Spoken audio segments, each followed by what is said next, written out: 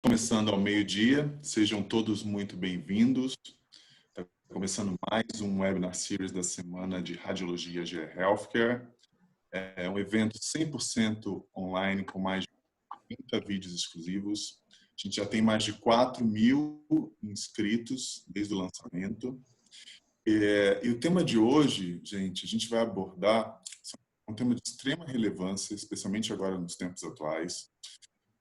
É um tema importante para a área de radiologia diagnóstica ou intervencionista da sua instituição.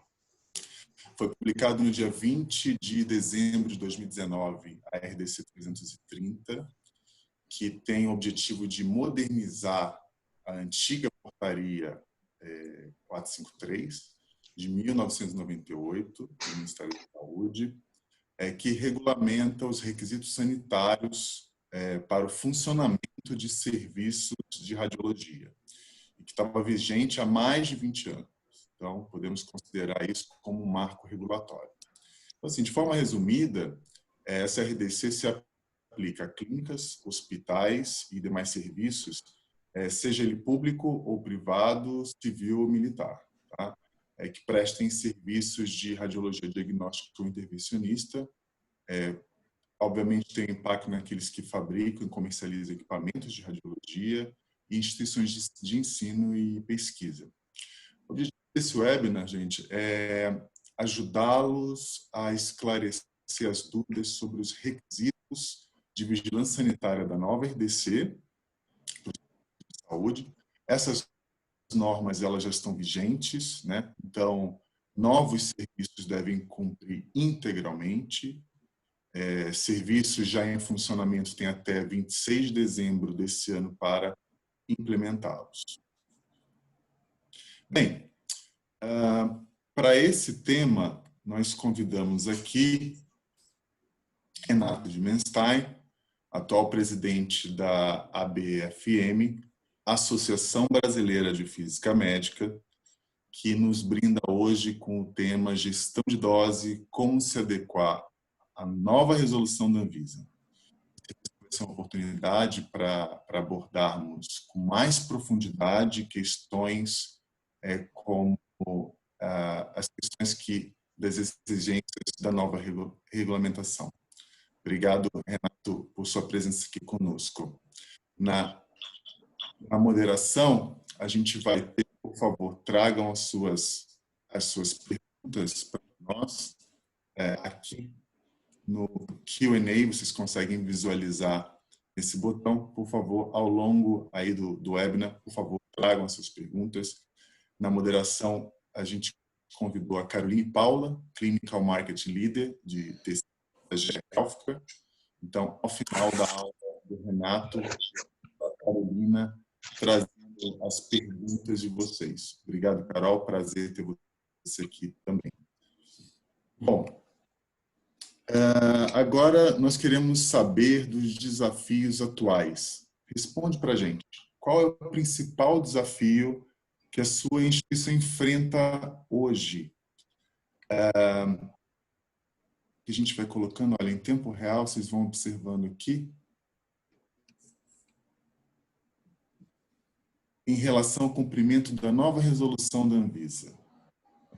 Registrar a dose dos equipamentos, capacitar a equipe para aplicar a cultura de dose na instituição, C, detectar e revisar exames de pacientes que foram expostos a valores extremos de dose quando comparados aos limites estabelecidos na instituição. B, usar os moduladores de corrente para redução da dose para os equipamentos acima de 16 canais. Ou, letra E, se são todas as anteriores. Vocês responderem, gente, é bem fácil, tem um botão aí de pull. Aqui, ó, vocês clicam aqui em pull e a gente já vai ver como é que vocês... Quais são os desafios aí de vocês em relação ao cumprimento da nova RDC 330. Vamos lá.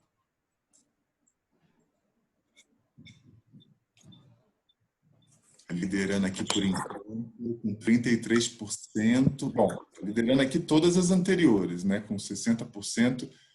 Todas as respostas são desafio aí da sua instituição. Mas, em segundo lugar, 31% detectar e revisar exames de pacientes que foram expostos a valores extremos de dose quando comparados aos limites estabelecidos por uma instituição. Está liderando aqui logo depois de todas as opções. Votem aqui no botão do pool. É uma oportunidade de saber de vocês quais são os seus desafios atuais com relação ao cumprimento da RDC 30.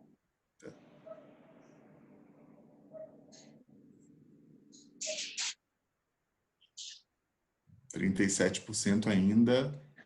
Letra C. Excelente. Bom, tá disparado aqui todas as opções, mas em segundo lugar, revisar esses outliers aqui tem sido os maiores desafios de vocês. Legal. Muito bom.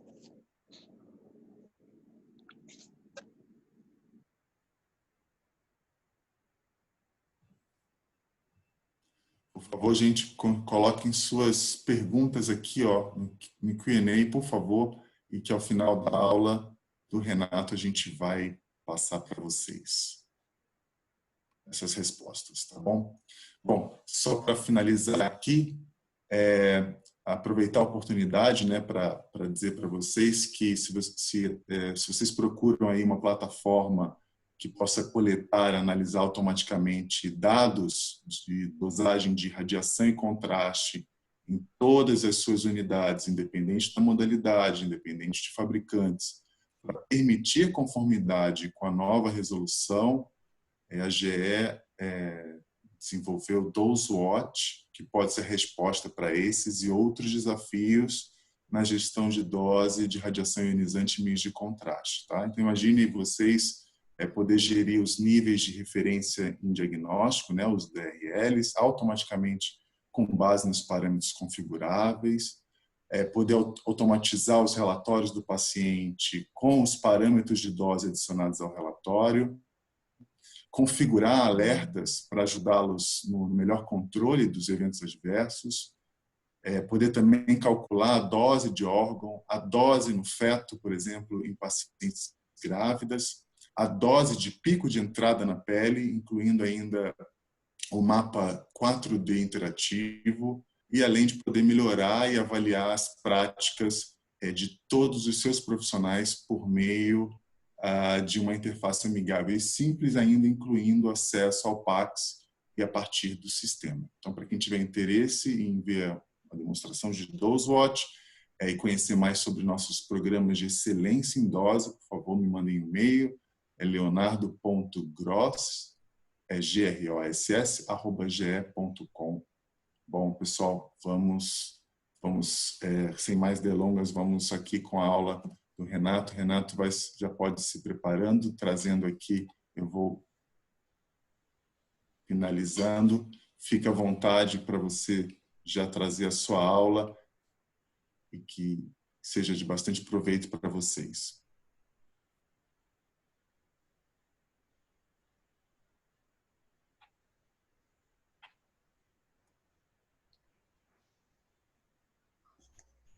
Muito boa tarde a todos.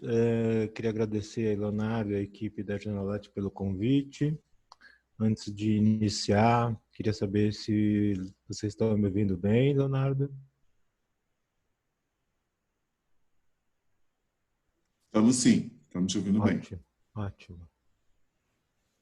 Antes de iniciar, eu queria declarar que tenho um conflito de interesse nessa apresentação, pois atuo numa empresa que realiza os testes de controle de qualidade em equipamentos de radiodiagnóstico.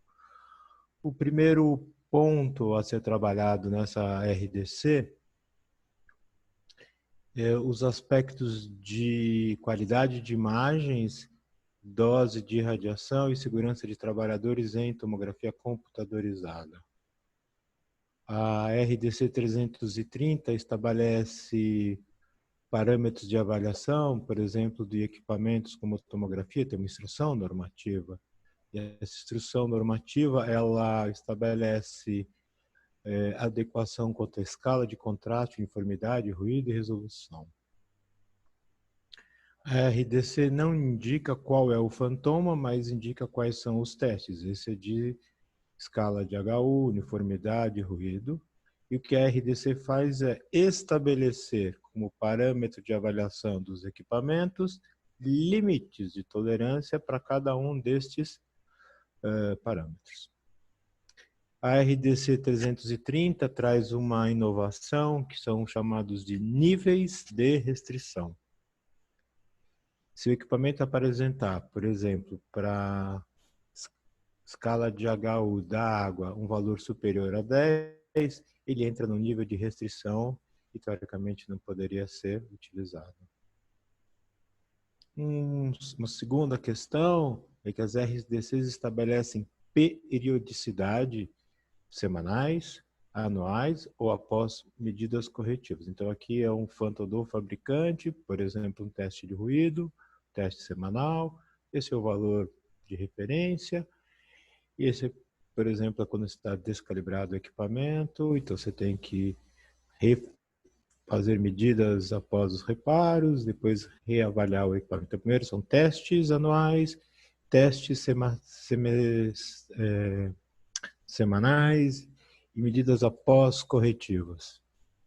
Terceira coisa que a RDC se propõe é, quando o equipamento é novo, fazer um teste de aceitação.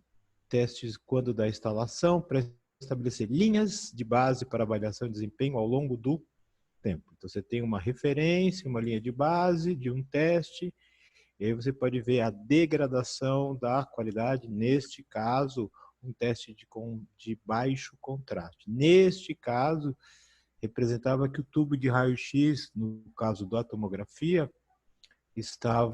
necessitava ser trocado, pelo menos a previsão da troca. Um quarto ponto que a RDC 330 em tomografia estabelece são estimativas de dose, e os indicadores de dose são chamados CTDI, volumétrica, e DLP, são estimativas que são realizadas com uma câmera de ionização, mimetizando o corpo com 16 centímetros, desculpe, corpo com 32 centímetros, o crânio com 16, e uma câmera de ionização ou detetor de estado sólido com 100 milímetros. As estimativas de dose em tomografia previstas pela RDC, elas dependem do tamanho do campo, espessura de corte, pitch, KV, corrente e tempo de exposição, ou seja, MAS.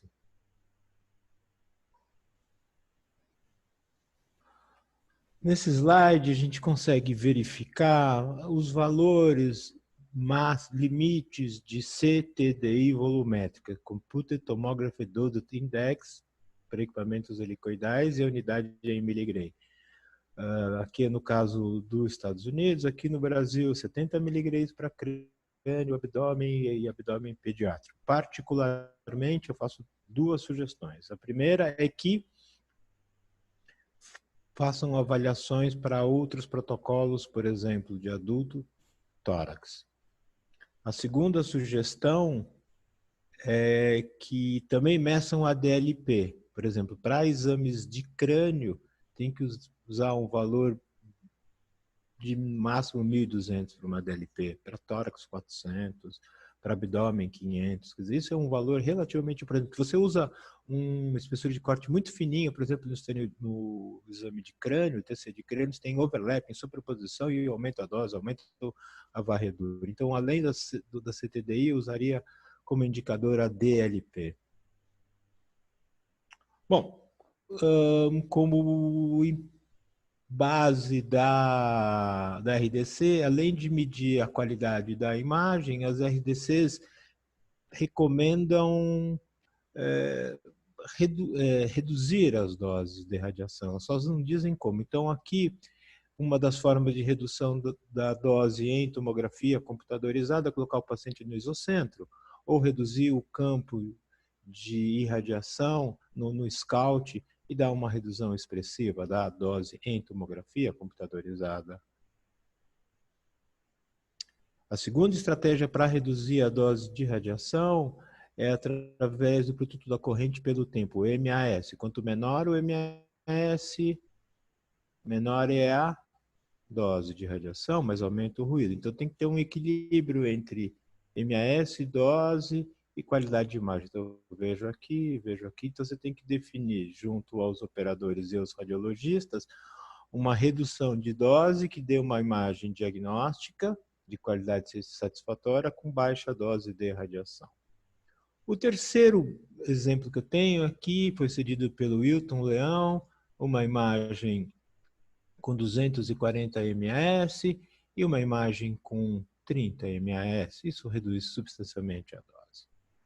O terceiro exemplo para redução, estratégias de redução da dose é a utilização do modulador de corrente. Então, ao fazer o escanograma, o Scout, o sistema determina algebricamente o valor do coeficiente de atenuação e expressa um valor de MAS para cada região do corpo. Então, isso chama-se a modulação da dose. Isso permite uma expressiva redução da dose de tomografia. O que tem que entender é que para cada fabricante tem uma forma diferente de implementar, de utilizar o modulador de corrente. Alguns equipamentos também têm modulador de quilovolt. A quarta estratégia para a redução da dose em tomografia computadorizada é uma forma mais parruda, que é o algoritmo de reconstrução. Aqui nós temos uma simulação com 100 kV e 4 ms, uma técnica muito parecida com raio-x de tórax, com retroprojeção filtrada, que a maioria dos equipamentos tem, e aqui com reconstrução iterativa, e dê para ver uma qualidade de imagens com baixíssima dose. Então, essa é uma forma bem parruda de redução de dose em tomografia computadorizada.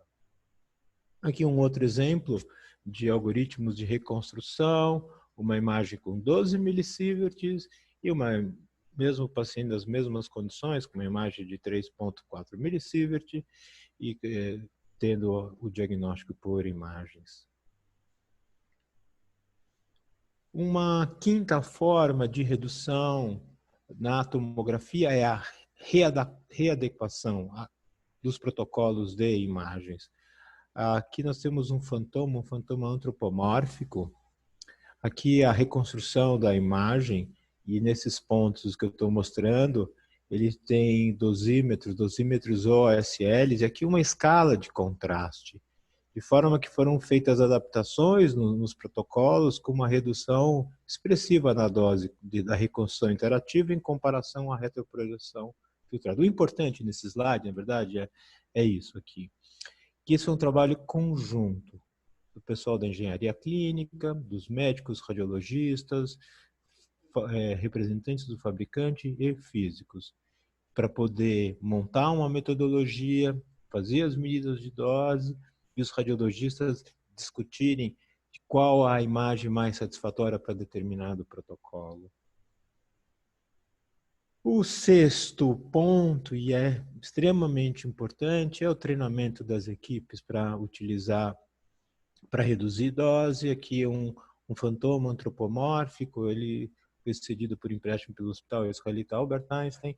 E aqui aulas práticas para os operadores com diferentes doses de radiação, mede-se o ruído, mede-se a relação sinal-ruído, eles conseguem entender na forma prática qual o efeito no modulador do MS, assim por diante. Uma sétima forma também é do treinamento das equipes, aqui já com fantomas, pode ser do fabricante, esse é um fantoma CR, aqui com um pitch de meio, com uma dose de 162 miligrays, e aqui com uma simulação com um pitch também de meio, aqui está errado, aqui, mas seria com uma perda de resolução de imagem. Então, foram diferentes KVs, diferentes MS e diferentes pitches. Esse é um ponto importante, foi o que o Leonardo estava falando, como registrar a dose. Aqui é uma experiência, aqui é uma atividade, não é uma experiência, foi o programa realizado de relatório de doses em tomografia computadorizada do hospital. Os equipamentos foram colocados, conectados ao PACS, daí o cabeçalho DICOM, sem o nome dos pacientes, mas com os valores de CTDI e DLP, são enviados para um banco de dados do Colégio Americano de Radiologia, e esse banco de dados ele é comparado com milhares de outros exames. No caso do Hospital HCOR, para poder verificar as doses de radiação, foi montado um banco de dados em paralelo, em Access, para a gente poder saber o que acontecia com determinado paciente submetido ao exame, em termos de DLP e também CTDI, e poder tomar ao longo do tempo medidas corretivas. Nesse sentido, esses bancos de dados têm que ser por setores, por médicos, de avaliação contínua das imagens. Uma forma mais parruda de ver são algoritmos do tipo Monte Carlo, que eles estimam a dose pelo modulador de CT, extremamente rápido isso, e não requer automatização, e te dá de imediato o valor da dose. No primeiro momento, a gente viu aqui as questões de qualidade de imagens, dose, redução de dose na tomografia. Esse é o segundo momento, que nós vamos fazer o mesmo itinerário,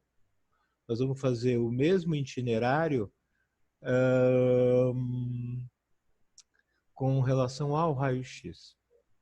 Primeiro ponto, a RDC 330 não determina quais os fantomas. A RDC 330 determina, para verificar a avaliação do equipamento radiológico, do sistema do detetor quanto à resolução, contraste, uniformidade e ruído, mas não fala qual é o fântomo. Esse é o de pares de linha, aqui é de baixo contraste, aqui de alto contraste, aqui de uniformidade e do ruído. Também não diz qual é a metodologia para determinar cada um desses passos. Então, significa que a RDC ela estabelece valores, mas não estabelece metodologias, e esse é um dos desafios em que cada instituição tem que trabalhar no sentido de avaliar a qualidade dos equipamentos. Aqui um exemplo simples, a avaliação de equipamentos de raio-x, do detetor digital. Aqui são placas de CR, Computer Radiography. Aqui é o teste de uniformidade. Aqui como média a uniformidade. O que é importante nesses testes? Primeiro, estabelecer uma metodologia factível com o fabricante. Segundo, estabelecer uma metodologia diferenciada entre as placas de CR e as placas de DR. Se deu para entender isso, dá para poder compreender que a escolha, a definição do instrumental de qualidade para raio-x digital vai ter que ser feita uma definição em comum entre engenharia clínica, fabricantes e física médica. Novamente, sem querer ser repetitivo, a Anvisa, a RDC 330, não determina qual é o fantoma ou a placa de teste. Um quarto exemplo, só para citar, não tenho muito tempo, mas como faz um teste de radiologia digital? Aqui é o fantoma, aqui mede resolução, aqui contraste, uniformidade, colimação e alinhamento, dizendo um dos testes. Aqui como calcula o número de pixels, e aqui é o valor que foi aferido. Quem passou essa slide foi a Fernanda Pellegrini. Existem outros testes como apagamento dos IPs, cálculo de índice de exposição e assim por diante. Mas, de qualquer forma, o que é importante, o que é relevante, é que a RDC recomenda que faça uma aceitação como linha de base para comparações, análises futuras. Um quinto processo de avaliação dos equipamentos é com relação a manter o mesmo padrão das imagens. Então, aqui um phantom de barras. Consigo, com 1 ms, eu consigo enxergar eventualmente até aqui. Com 100 ms eu consigo enxergar com maior resolução de imagem. Então você tem que manter o mesmo padrão de teste. Para isso tem que estar descrito. Bom, uma sexta questão, assim como na tomografia computadorizada, como medir a dose de radiação? Duas questões são importantes na medição da dose do raio-x digital. A primeira é que a Anvisa recomenda o estabelecimento de protocolos para adultos e para pediátricos, de forma que você tem que saber para cada incidência qual é o valor da DEP, que é uma abreviação de dose de entrada na pele. E você mede isso com um sensor, com um fotodiodo.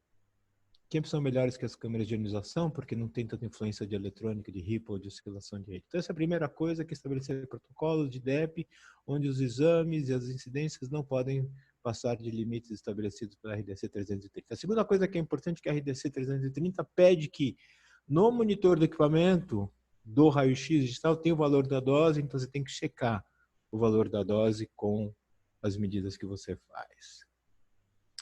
Uma sétima coisa que é importante é como reduzir a dose no raio-x. Esse aqui é um exemplo do grupo Fleury, tem um raio-x, CR, um fantoma de pelvis, uma câmera de ionização, um detetor, feito uma simulação para irradiar pacientes, com 80 ms, e aqui com 40 ms, não tem muita diferença de padrão. Isso reduziu expressivamente a dose nos pacientes, ou seja, é necessário rever as técnicas de exames com os operadores técnicos, médicos, radiologistas, eventualmente fabricantes e físicos.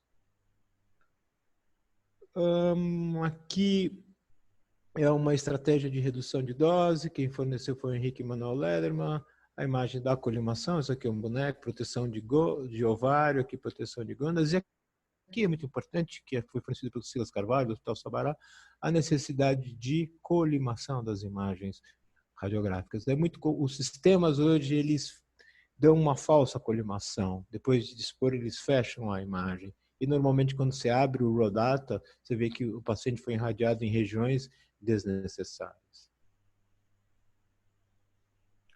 Uma outra forma de reduzir a dose é a recalibração dos sistemas automáticos de raio-x, junto com os fabricantes, através de medidas de índice de exposição. Você pode usar o acrílico para diferentes células fotoelétricas, kVs, ms, índice de exposições e graus de enegrecimento. Na mesma linha de qualidade de imagens e registro de dose, a RDC tem uma instrução normativa que fala para fluoroscopia. Bom, para testes de qualidade em fluoroscopia, a RDC estabelece padrões de qualidade. Lembrando que a RDC não estabelece qual ferramental a ser utilizado. Então, nesse caso, tem um tubo, emissor de radiação, o receptor de imagens, que pode ser um flat panel ou pode ser um intensificador de imagens. Aqui a placa de teste, no monitor a gente vê aqui alto contraste, aqui baixo contraste. Essa imagem foi cedida pelo físico Rogério Paixão Medeiros. Em fluoroscopia, a redução de dose pode ser obtida nos arcos cirúrgicos pelo emprego, pelo uso da fluoroscopia pulsada, que dá metade da dose do que a fluoroscopia contínua. Há um erro comum dizendo que quando você reduz a taxa de frame, você mexe na resolução espacial. Isso é mito, porque quando você abaixa a taxa de frame, você reduz a dose, você estabelece um pouco mais de ruído na imagem que você pode tirar no monitor. Segundo ponto, os monitores de arcos cirúrgicos, eles não têm resolução de diagnóstico primário. Então, se você reduzir a dose, você reduz a radiação no paciente, reduz a radiação nos operadores e minimiza a depreciação do equipamento. De alguma forma, essa questão de redução de aumento de MA, aumenta a dose, aumento da magnificação, aumenta a dose, aumento da taxa de frame, aumenta a dose, e, por exemplo, modo de cine, aumenta a dose. Então, a redução de dose é importante em blocos cirúrgicos. É comum em blocos cirúrgicos o cirurgião colocar o paciente no meio do intensificador de imagens, entre o tubo e o intensificador. Então, ele dá uma dose extremamente alta, no caso aqui do intervencionista, porque você perde a distância e aumenta a radiação secundária no operador. Então, o ideal é colocar o paciente o mais próximo do detetor, um flat panel ou intensificador de imagens, de forma a não magnificar a imagem e reduzir a radiação secundária. À medida que você diminui a dose, a geometria, se aumenta a dose.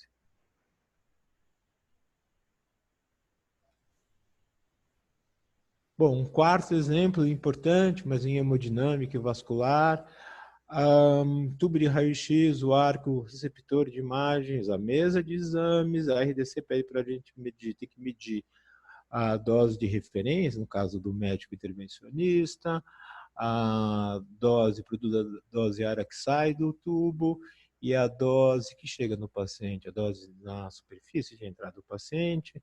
Aqui é para medir isso aqui, quer dizer, tem uma câmera de ionização na saída. E aqui uma ilustração da Lúcia Carnevaro, o simulador de acrílico e o detetor de radiação. Assim que faz a avaliação de dose de radiação. Novamente, a Anvisa preconiza testes e limites, mas não diz como faz. Por que é importante essa questão da dosimetria em hemodinâmica, principalmente em vascular? Porque tem que ter limites de ação. Quer dizer, se a dose de entrada na pele foi maior do que 3 grays, 3.000 miligrays, tem que tomar um limite de ação. Isso é referendado pela Sociedade de Radiologia Intervencionista, pela Comissão Internacional de Proteção Radiológica, que recomendam 3.000 miligrays ou 3 grays. Só para ter uma ideia, uma mamografia dá 3 miligrays e aqui a dose de entrada na pele não pode passar de 3 grays, ou seja, 3.000. Kerman, no ponto de vista intervencionista, 5 grays, aquela medida que eu mostrei de produto Kerman AR 500, tempo de exposição de 60 minutos, e a Comissão Internacional de Proteção Radiológica diz que tem que ter um limiar de ação em procedimentos no qual existe a possibilidade de serem repetidos. Casos razoavelmente, tem casos de extrema dose em pacientes, em ablação, 12 grays, 13 grays, aqui não foi possível calcular a dose, 14 grays, 11 grays.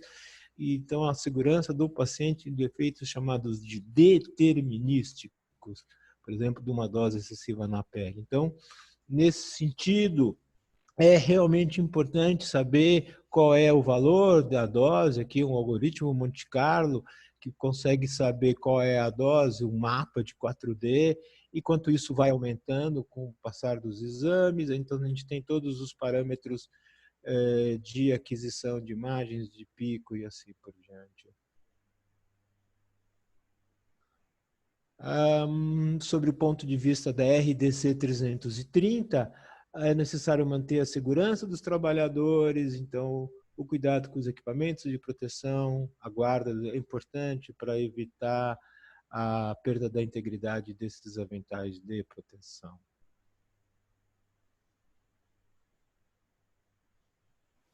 A RDC 330, ela também agora estabelece como itens obrigatórios o visor, com um saiote de proteção. Sem isso, o serviço não pode funcionar.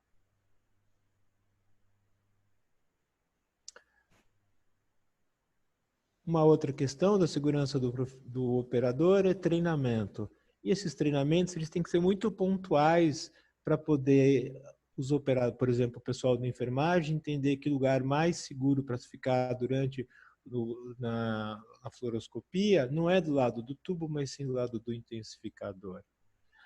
Aqui é um treinamento prático conduzido pelo Silas Carvalho com fantoma de pelvis, mostrando quanto é a radiação espalhada para diferentes distâncias do tubo frame e assim por diante. Quer dizer, na hora que mede a dose e o operador vê quanto de radiação está tendo, ele consegue entender por que é importante mudar a taxa de frame ou melhorar a geometria.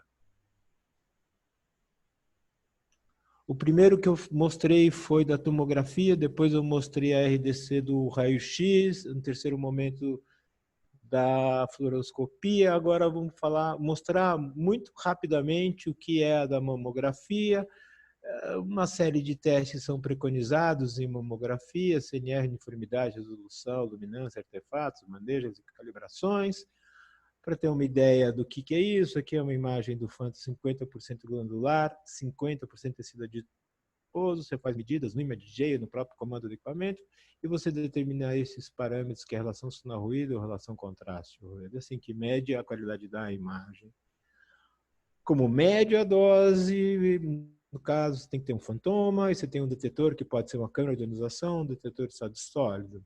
Fisicamente, para poder ter um resultado factível, você tem que multiplicar o valor que você mediu no detetor pela camada semiredutora, fatores de conversão, e ponderar pelo tipo de filtro e alvo que é na mamografia, assim que mede a dose.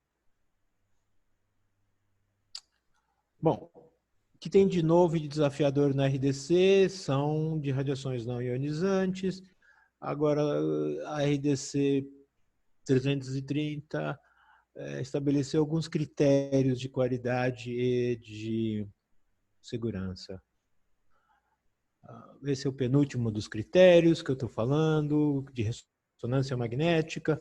Nós temos aí um Phantom, um simulador cilíndrico, no meio a distorção geométrica, e aqui imagens de teste de posição, espessura de corte, resolução espacial. Lembrando que a RDC ela preconiza avaliações, limites, mas não preconiza quais são os simuladores e nem a metodologia. Aqui a metodologia é estabelecida pelo hospital junto com o Phantom ACR, uma bobina de crânio, uma série localizadora, 11 cortes, numa sequência spin echo com esses parâmetros de aquisição. Depois fazem outras duas sequências, uma ponderada em T1 e outra ponderada em T2, duplo eco com diferentes parâmetros, depois repete novamente com o parâmetro da clínica radiológica. Isso demora mais ou menos uma meia hora para fazer os testes, demora uns 20 minutos ou 30 minutos para estabilizar o Phantom dentro da sala por causa da temperatura, e demora talvez mais de 2 horas para poder quantificar todas as séries. Esse é o Phantom do fabricante de homogeneidade de campo, esse é o Phantom para medida T2, esse é um Phantom muito interessante, que é para correção de distorções, para grandes campos, turbinas maiores de corpo, para planejamento radioterápico. Por fim, na ressonância magnética, as medidas de segurança são previstas pela Instrução Normativa 59, de sinalização, delimitação das áreas e treinamento agora nas áreas 3 da área de controle para evitar acidentes. Essa é a minha última apresentação de modalidade. A gente já falou aqui sobre a tomo, raio-x, a fluoroscopia, a mama, a ressonância. A RDC também estabeleceu sobre ultrassom. Avalia-se no ultrassom parâmetros de contraste, profundidade, resolução na zona axial, zona morta e assim por diante. Novamente, a RDC só estabelece parâmetros e valores, mas não diz como é para fazer. Também não diz quais são os fantomas. Esse é um Phantom de Zerdini, ele tem uma velocidade de propagação de 1.400. Esse é uma borracha de uretrano com velocidade um pouco maior. E tem que entender que para Doppler não é possível usar esse fantoma, e tem que ter uma bomba de fluxo para medir a velocidade. Novamente, a RDC ela pede testes de aceitação e testes de constância. E também recomenda testes após reparo. Normalmente, após reparo é a troca da sonda. Ainda sobre ultrassom, lembrando que a RDC não recomenda a metodologia, que tem umas do ACR, American Association of Physics and Medicine, e aqui a referência nacional do PAD. A Associação Brasileira de Física Médica está montando um manual de controle de qualidade em ultrassom, que está previsto para 2020. Na verdade, estamos preparando para todas as modalidades.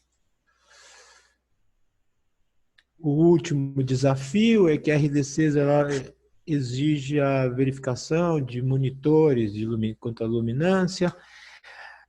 Não define o instrumental. Aqui é um fotômetro analógico. Eu recomendaria fazer um fotômetro digital que pudesse calibração. Ela não recomenda esses parâmetros de imagens, de resolução e assim por diante, mas eu fortemente recomendo baixar esses parâmetros na internet. Esse é a referência para ver resolução de bordas, grau de contraste. Realmente é importante isso, porque quando você faz a aceitação, você vai ver que se o equipamento ele apresenta a qualidade de acordo com o fabricante, e você consegue ver até onde vai perdendo qualidade de imagens. Esse é meu último slide.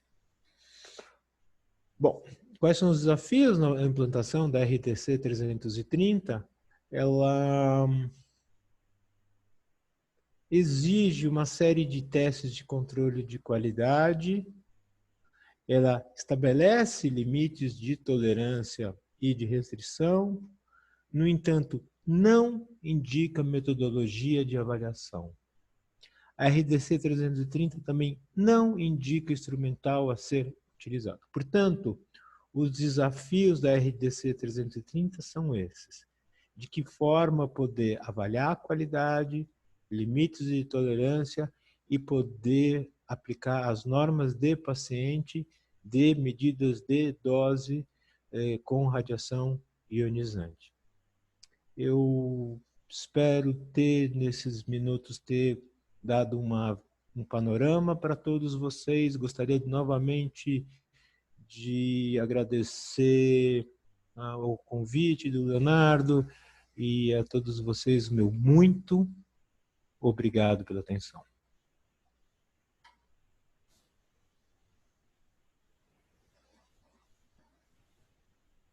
Excelente. Muito obrigado, Renato. Acho que foi super esclarecedor. É uma oportunidade, inclusive, para que as pessoas possam, de fato, entender quais são esses desafios reais. A gente sabe que, muito em breve, esses vão ser desafios que vão colocar em xeque aí quando esses centros diagnósticos forem inspecionados, né, pela Anvisa. Foi extremamente relevante o que você trouxe em termos de conteúdo. Eu queria avisá-los que a gente teve muitas perguntas, né? Bom, primeiro que esse webinar está sendo gravado, então vocês vão conseguir revisá-lo ou até compartilhar com outros. Se vocês quiserem compartilhar, vocês vão conseguir entrar no semanadaradiologia.com.br. Então, essa aula está gravada lá. Eu vou chamar a Caroline de Paula agora, que ela vai nos ajudar aqui na moderação. Vocês que continuem, por favor, colocando suas perguntas no Q&A. E se qualquer dúvida aqui que vocês queiram trazer ou quiserem também falar uma pergunta, depois dessas perguntas por escrito, a Caroline a gente consegue habilitar o áudio para que vocês possam fazer suas próprias perguntas, isso se o tempo permitir. Eu vou pedir, Renato, que, por gentileza, essas perguntas que a gente não conseguir responder todas em função do tempo, que a gente consiga posteriormente respondê-las, tá bom? Então é isso. Caroline, agora é com você. Boa tarde, bom dia a todos. Vou começar pela primeira pergunta. Sou profissional, tecnólogo em radiologia e trabalho numa rede hospitalar de grande porte do Rio de Janeiro, que atende pequena, média e alta complexidade. Opero equipamentos de CT. A empresa que eu trabalho não possui uma filosofia de proteção radiológica. Gostaria de saber, como profissional das técnicas radiológicas, como posso fazer para contribuir com a melhoria da redução de dose de radiação, além do setor e da unidade que trabalho. Renato? Estou pensando. Não, desculpa, é que Quer que eu repita a última Não, parte? já entendi, Não? Já? já entendi. Se quiser ligar a câmera, tá tranquilo, Léo. Bom, eu acho assim, acho que a primeira coisa é diagnosticar a situação. Levantar os valores médios de proteção de dose dos exames. Então, todos os exames, eles têm um indicador de dose. No caso do tomógrafo, eles...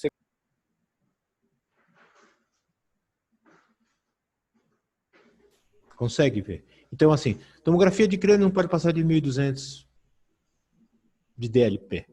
Se você usar um corte muito fino, tem que rever o protocolo. Então, minha sugestão é pegar por etapas. Então, otimização de protocolos de dose para membros inferiores, membros superiores, dividido. Avaliar junto ao radiologista, ao físico do local, a qualidade da imagem. Segundo, anotar esses valores de dose. Terceiro, entrar em contato com o fabricante para ver se os protocolos de dose eles estão corretos. Eu acho que isso você consegue fazer sem criar muito problema na instituição. Não sei se eu respondi, Carol. Eu acho que sim, é igual você falou, precisa saber qual é o fabricante e ver como que ele consegue administrar isso, né? Porque das máquinas mais modernas, você consegue ter uma modulação de dose em diversas partes, como você falou, KV, MA, precisa saber qual que é a máquina que ele tem instalada nessa rede de hospital. Vamos para a próxima pergunta. Na falta de definição de phantoms pela RDC, qual seria a escolha mais lógica? NEMA ou alguma outra diretriz de escolha? Isso realmente é uma questão crítica, Carol. Quem perguntou, eu acho que talvez entendeu Foi anônimo. a minha... Foi anônimo. Mas entendeu, né? A RDC, ela recomenda que, na ausência de uma legislação nacional, que você use uma legislação internacional. Então, assim, o que eu recomendo, se não tem uma metodologia, entre em contato com o fabricante e junto com o fabricante ou com o físico estabeleça qual é o método que vai utilizar. O NEMA ele é bastante complexo e o NEMA ele é mais feito para testes de aceitação do que propriamente para testes de constância. Então, acho que isso que é a informação. Eu dividiria testes de aceitação do equipamento junto com o fabricante, usando o NEMA, por exemplo, e testes de constância para ver se os padrões não estão verificados. Por exemplo, no caso de tomografia computadorizada, todos os fabricantes disponibilizam um fantoma, todos os fabricantes. O que acontece é que esse fantoma ele é de água. Então, a cada 4, 5 meses tem que trocar a água, Carol. Tem que trocar a água do fantoma com água destilada. Porque se você não trocar a água destilada, você vai fazer o teste e vai dar um valor maior de ruído. Então, não sei se eu respondi essa pergunta, mas assim, tentaria ver a metodologia nacional. É por isso que a BFM está publicando manuais de todas as modalidades. A gente espera que já no segundo semestre tem para diminuir as divergências. Mas o fabricante é uma das pontas importantes para isso aí. Ótimo, Renato. A próxima é nosso dia a dia. Como os médicos respondem a esse tipo de diminuição de dose? Há resistência como diminuição na qualidade de imagem? Ainda que há perca de lesão? Ainda que não se há perca de lesão, na verdade. Como que os médicos, eles administram a diminuição da dose com aumento de um pouco de ruído? A gente tem o software de voz alterativa que melhora. Como que os médicos respondem isso em relação à diminuição de dose? Carol, acho que tem duas questões diferentes. Os médicos radiologistas, de alguma forma, respondem razoavelmente bem aos programas de redução de dose. Razoavelmente bem. Depende do médico, né? Depende do olho. Mas Acho está que tendo uma cultura, talvez há 20 anos atrás não tivesse, mas hoje tem razoavelmente, e não é só nos grandes centros, em cidades aqui perto de São Paulo, Sorocaba, Santos, São Carlos, aumentou essa cultura de dose, porque também tem uma questão que mudou o paradigma do paciente. Hoje o paciente também exige a dose. É muito comum o paciente querer saber quanto de dose tem, qual é, por que o filho vai fazer a tomografia, se tem efeito biológico. Por isso que talvez é importante essa questão de redução de dose e registro da dose. Acho que esse é o primeiro ponto. Então, quero que a comunidade de radiologia tenha avançado nisso. Hoje, por exemplo, a Sociedade Paulista de Radiologia tem o Latin Save, que é uma plataforma de redução de dose, tem o Image Gently, então tem uma série de formas que ajudam, né? Mas tem o outro lado da ponta. O médico solicitante do exame, ele tem mais dificuldade em entender baixa dose. Então, quando você reduz a dose, você não muda o diagnóstico por imagem, mas você aumenta o ruído da imagem. Dependendo da reconstrução, você pode minimizar o ruído. Então, o médico solicitante, ele acaba falando assim, a imagem está ruim. Então, é comum, Carol, em hospitais, às vezes a pessoa desligar o modulador de dose, porque lá o médico do setor de abdômen interno falou que a imagem era muito ruim, assim por diante. Então, sim, eu diria que essas plataformas digitais, elas são importantes e elas, talvez a falha das plataformas, inclusive o Image, o Latin Save, é que elas estão muito focadas para médicos, tecnólogos, físicos, que tem um jargão CTDI, DLP, que não é adequado aos médicos solicitantes de exames. Acho que esse é um desafio que talvez essas questões digitais possam melhorar um pouco, de saber quanta dose que a pessoa pode ter, para também evitar exames. Então, acho que é uma abordagem diferente. Eu vou um pouco além também. Alguns lugares que a gente visita, dependendo das cidades que saem um pouco das capitais, o pessoal não sabe nem o que é STDI, o que é DLP, o que é Midsievert, não sabe nem o que é o reporte de dose, mas para quê?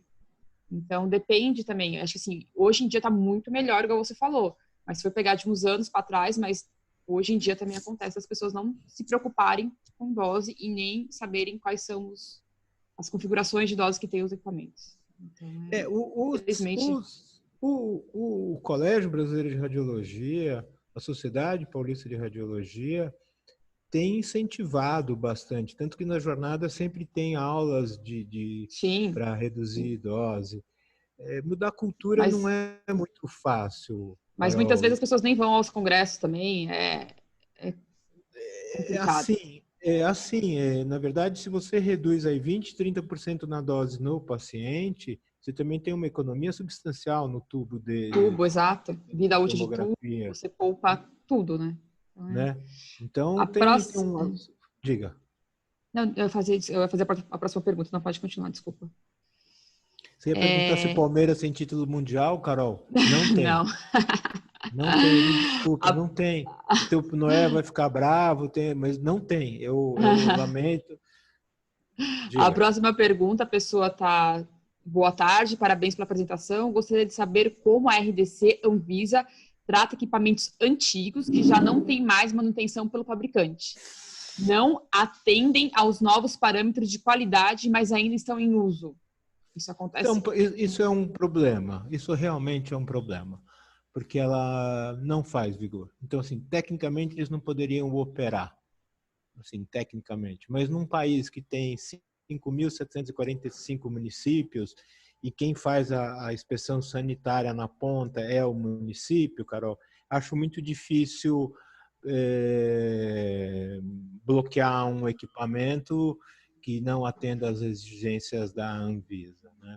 Então, por exemplo, algumas coisas têm bom senso. Por exemplo, equipamentos comercializados a partir da publicação da RDC, por exemplo, tem que ter 16 canais. Eu estou dando um exemplo prático. Sim. Que mais? A próxima pergunta, boa tarde. Renato, Opa, peraí que subiu aqui. Renato, você não acha que a falta de definição de instrumentação para os testes de controle de qualidade na RDC 330 não gerará problemas junto aos órgãos fiscalizadores? Isso é um conflito de interesses. Quem perguntou tem razão. A Anvisa tinha dois caminhos. Um caminho era fazer esses manuais de qualidade, explicar cada um qual é a ferramenta, qual a metodologia, de que forma poderia fazer. Mas a Anvisa, ela tem um ou dois físicos. Tem um físico lá que é brilhante, é um rapaz muito interessante, mas assim, não tem pernas para poder tocar uma legislação tão complexa como essa. Então, ela achou, neste momento, fazer instruções normativas. Eles pediram para que a Associação Brasileira de Física Médica e junto ao Colégio Brasileiro de Radiologia, Carol, pudessem fazer esses manuais para que poder adaptar as tecnologias. Vou dar um exemplo clássico para vocês aqui. Por exemplo, equipamento GE, tomografia computadorizada, tem um modulador de KV. A norma não diz qual a metodologia nem qual o Phantom. Mas o equipamento da Siemens é diferente da GE, que é diferente do Toshiba, que é diferente da Philips. Então, as normas, de alguma forma, não podem estabelecer metodologias para cada equipamento, para cada modelo. Por exemplo, para CRs dos sistemas Carry Stream, a forma de medir o índice de exposição é diferente do GE. Então, isso é muito complexo. Por isso que pediram ao auxílio, por isso a gente montou 9 grupos de trabalho para poder... A gente imagina que agora no segundo semestre seja possível publicar isso, Carol. 2, tem a indústria, ela tem uma capacidade, uma velocidade de inovação que é muito maior do que o agente sanitário. Muito maior. Ponto 3, a BFM está se programando agora para o segundo semestre de usar essas ferramentas de Zoom para capacitar o agente sanitário. Capacitar não é a palavra, mas pelo menos para dar um overview, porque o agente sanitário, com todo respeito e consideração, ele é um profissional da área de saúde, ele é odontólogo, é um veterinário, ele é um enfermeiro, que tem que entender do raio-x, da ressonância, da toma, mas do banco de sangue, da radioterapia, da oncologia, da quimioterapia. Então, ele também tem uma formação muito generalista para entender um arcabouço legal de centenas, milhares de normas. Então, a capacitação do agente sanitário pode diminuir esse conflito de interesses. Não tenha dúvida nenhuma. Outra pergunta é, qual a previsão do lançamento do Manual de Controle de Qualidades para todas as modalidades? O de raio-x, ele já está sendo posto em pauta pelos 9 grupos. Nos dias 1 de junho e 8 de junho vamos ter uma primeira prévia. Eu fiquei responsável pelos de ultrassom. Eu imagino que em agosto a gente possa ter. A gente imagina que em setembro os webinars vão poder fazer uma prévia. O importante é que esses manuais, Carol, e quem está me ouvindo, assim, eles não são documentos estanques, mas que eles possam fazer revisões cada 6 meses ou 1 ano. Eles vão ser submetidos à CBR, à Anvisa, não para uma certificação, mas para um ajuste oclusal para ver se eles funcionam.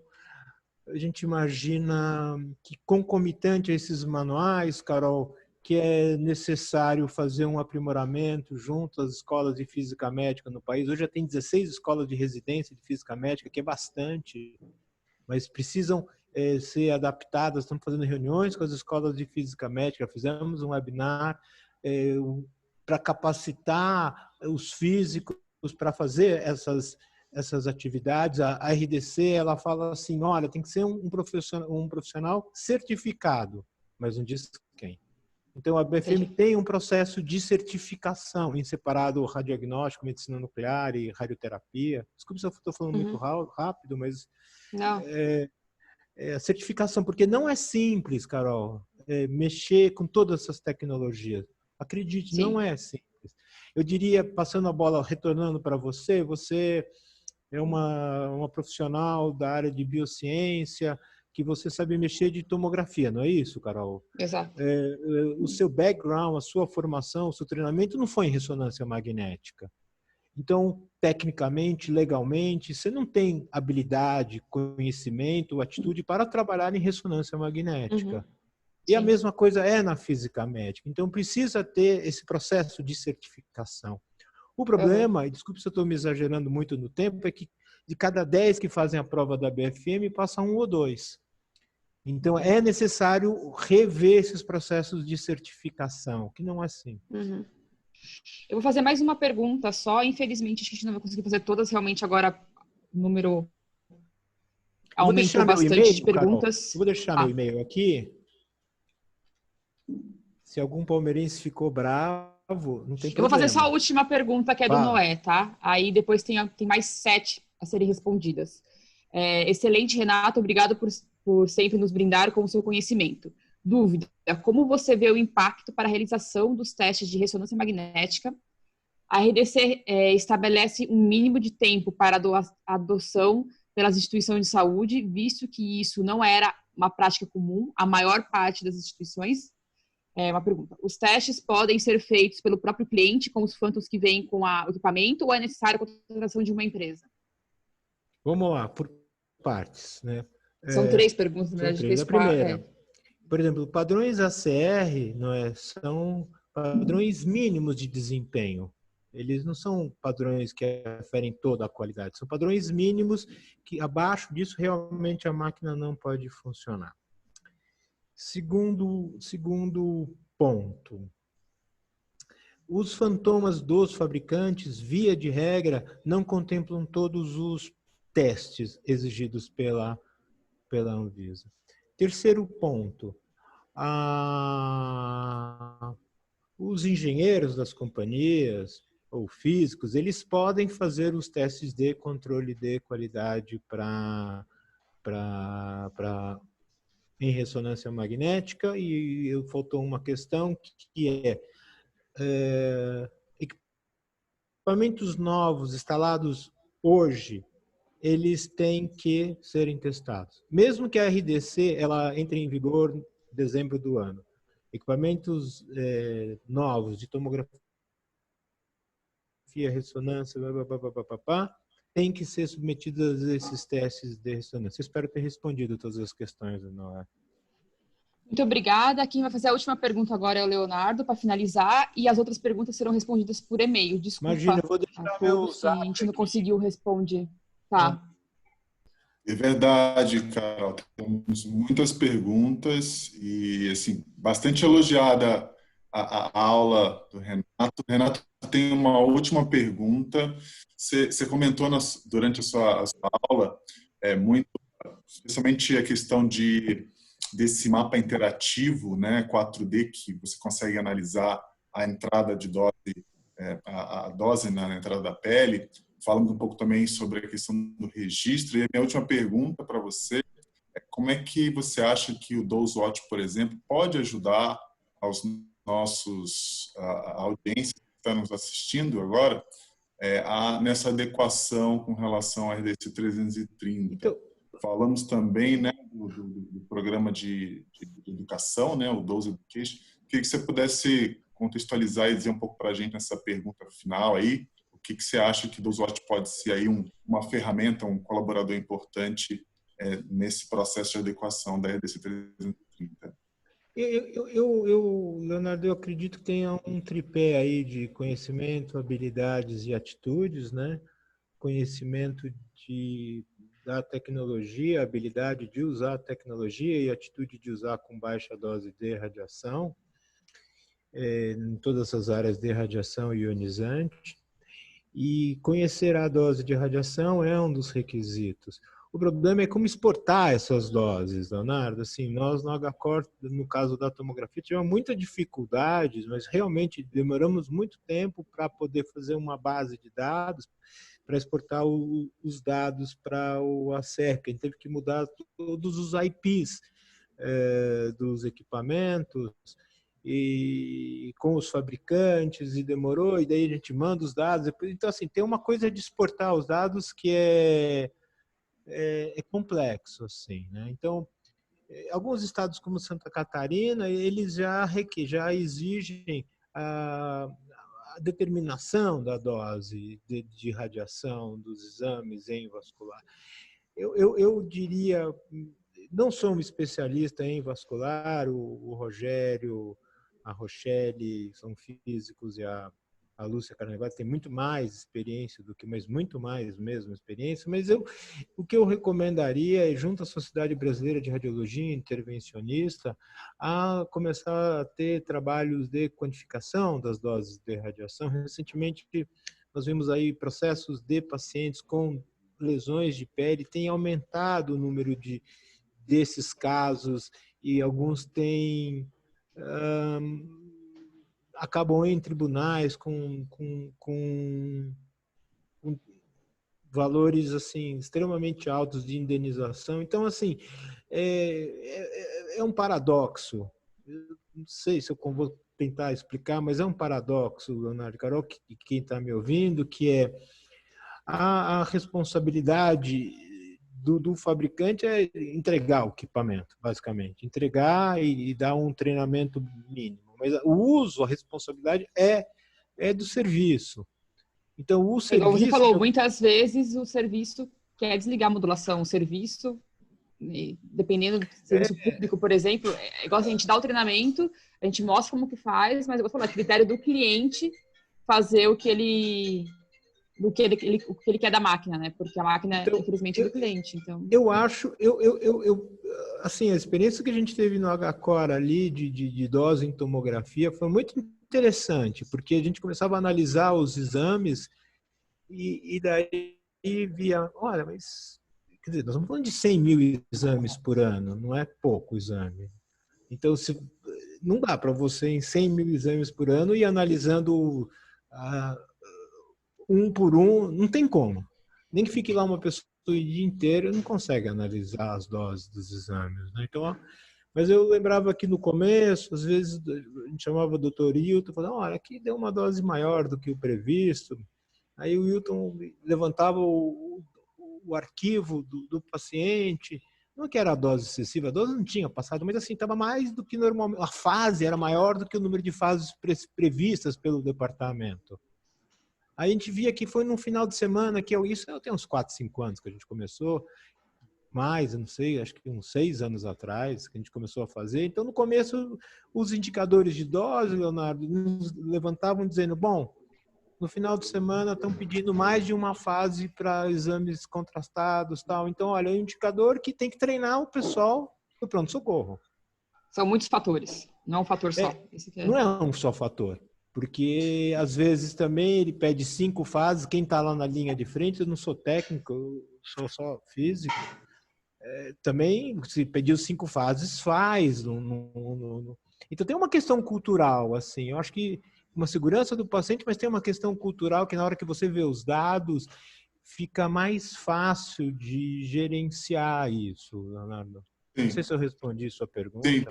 Você trouxe, acho que você trouxe a expressão final aí para a gente ter concluir, que é a questão de cultura, né? Então, como é que a gente consegue ajudar esses ambientes, né, na cultura de dose, né? Garantir, você colocou muito bem esse ponto, né? Quer dizer, quando a gente fala de cultura de dose, permeia toda a instituição, desde o médico prescritor, exato, passando por todos os profissionais. E eu acho que, eu sei que muitos deles enfrentam esse trabalho hercúleo aí de trazer os dados, muitas vezes de forma manual, né? E eu acho que talvez as tecnologias digitais, como o próprio Dosot, pode ajudá-lo a automatizar, mas, sobretudo, ajudá-lo nessa jornada de gestão da dose, né? na questão da otimização, garantir aí que seja a melhor imagem. A gente não pode, não é, como o Dr. Hilton fala, né, a gente não pode demonizar a radiação ionizante, né? Ela tem, claro, seus benefícios. A gente está falando aqui do uso inteligente Exato. delas, né?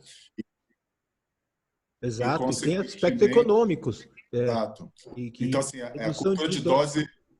Por favor. Diga. Não, por favor, você pode terminar. Então, só concluindo aqui, assim, quando você tem a cultura de dose orientada por dados, ou seja, você não tinha visibilidade dos seus dados, né, dos dados dos indicadores, né, e você começa a ter visibilidade, a partir daí você consegue gerir melhor e obviamente, provocar uma melhor experiência para o teu paciente, né?